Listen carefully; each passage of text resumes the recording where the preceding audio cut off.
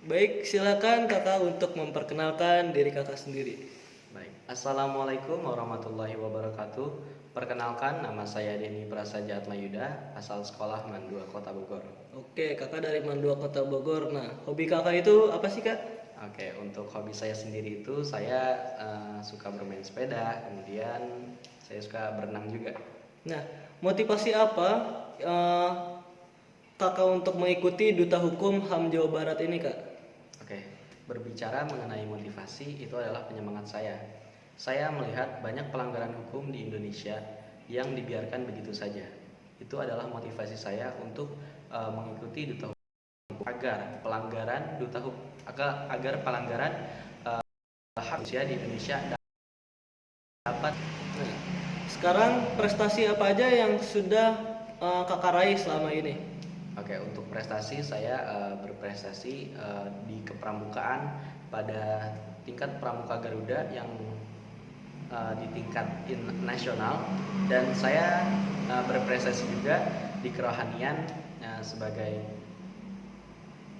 pemenang juara 2 Murotal tingkat kecamatan, dan masih banyak lagi prestasi saya yang tidak bisa saya sampaikan satu persatu. Oke, kegiatan apa yang kakak laksanain selain menjadi anggota FPSH HAM dan Duta Hukum HAM Jawa Barat? Oke, selain kegiatan FPS Saham dan Duta Hukum Jawa Barat, saya berkegiatan di rumah sebagai kakak pengajar daripada adik-adik santri yang ingin belajar mengenai Al-Quran lebih dalam. Nah, ketika kakak terpilih menjadi Duta Hukum HAM, kinerja apa yang akan kakak lakukan? Oke, berbicara mengenai kinerja, eh, bagaimana saya bekerja ya. Jadi kinerja saya setelah terpilih menjadi Duta HAM adalah membuat program-program yang pastinya berkaitan dengan hak asasi manusia dan kesadaran hukum akan hukum yang berlaku di Indonesia. Oke, nah jawaban kakak bagaimana sih kondisi pemuda atau pemudi saat ini? Oke, kondisi pemuda-pemudi saat ini, jika kita berbicara mengenai pelanggaran, jika kita berbicara mengenai hak asasi manusia, banyak pemuda-pemudi di Indonesia yang acuh akan hak asasi manusia.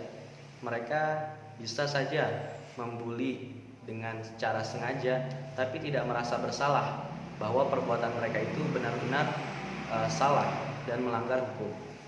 Oke, nah bagaimana sih cara kakak, menurut kakak itu yang paling efektif untuk membangun kesadaran hukum dan HAM di kalangan pelajar?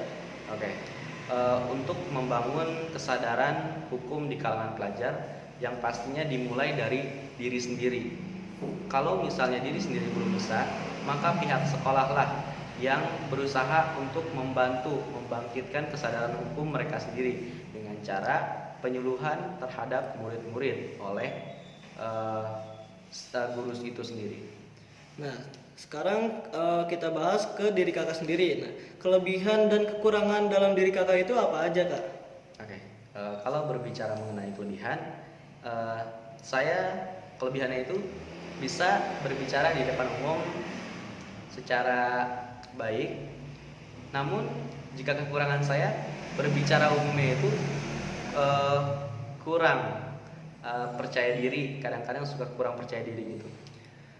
Nah, sekarang apa yang menjadi daya tawar kenapa kakak itu harus diloloskan menjadi Duta Hukum HAM? Oke, untuk berbicara daya tawar ya, saya di sini memantaskan diri agar saya bisa menjadi Duta HAM. Kenapa saya bisa berbicara seperti itu? Karena saya melihat pada diri saya sendiri, saya adalah orang yang disiplin akan kesadaran hukum dan hak asasi manusia.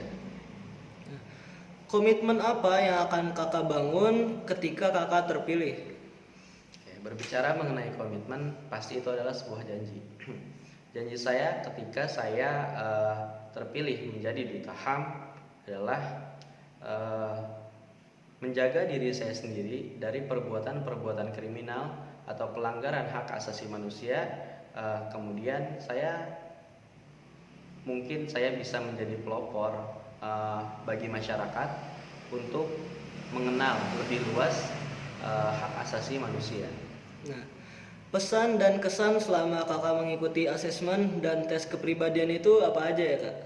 Oke, yang pertama untuk pesan saya, semoga panitia yang menyelenggarakan asesmen dan tes kepribadian pada acara ini agar menambah lagi kreativitasnya dalam membuat soal ataupun membuat tes kepribadiannya.